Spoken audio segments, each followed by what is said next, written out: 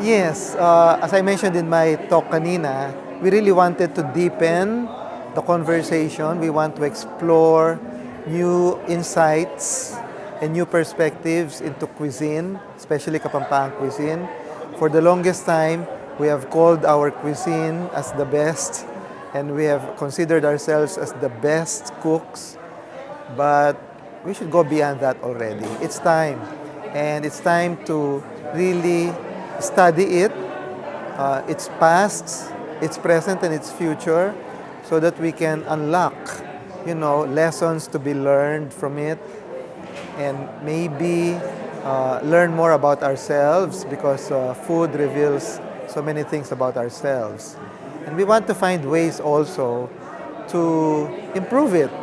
Even if it's already good, I think it still needs improvement. For example, it still is, there's still a lot of unhealthiness in Kapampangan cuisine. Sure, it's delicious, but is it healthy?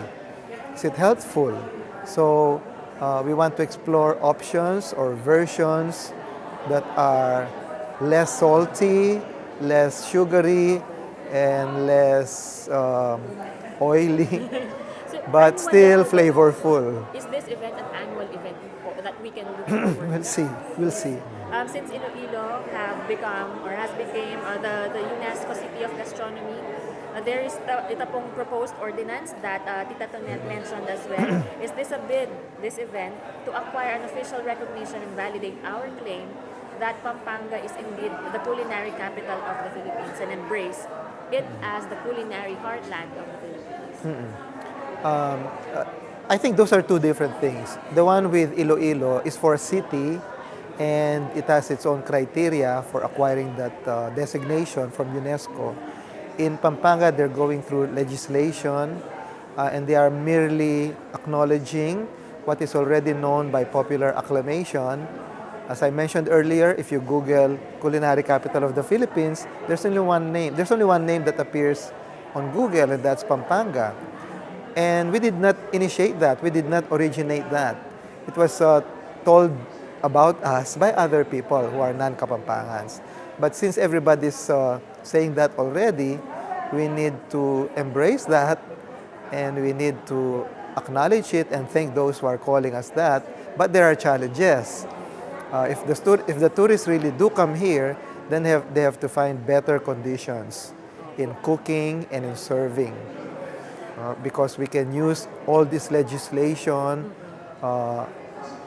to pressure our leaders, our government leaders, to improve all the conditions present in the whole food chain supply, This is food this supply chain. this event is parang star-studded in terms of the culinary industry. Kening Pampanga din po. At Sulangan po halos din kilala tamang chef na ampong restaurateurs and Bishop Ambo was also here. Or is Yes, not also only here. chefs, not only restaurateurs, but also historians, Yes. ethnographers, Yes po. vloggers, bloggers, etc. And it's a well-researched event, if we may say, and that's really something we take pride in.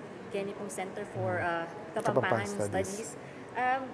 Having said all that and learning what we had today, how has the landscape of the Kapampangan cuisine and our palates evolved and changed over time po?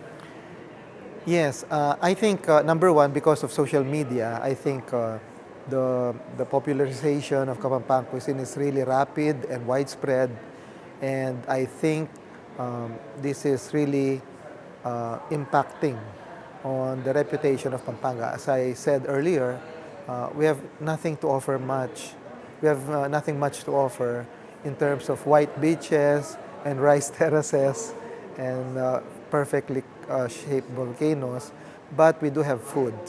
So we rely so much on our food tourism. It's all we have, actually. So we have to improve that. So to improve that, we have to study it. We cannot sit on our laurels, so to speak. We have to really make ourselves ready to meet the influx of tourists who will come here.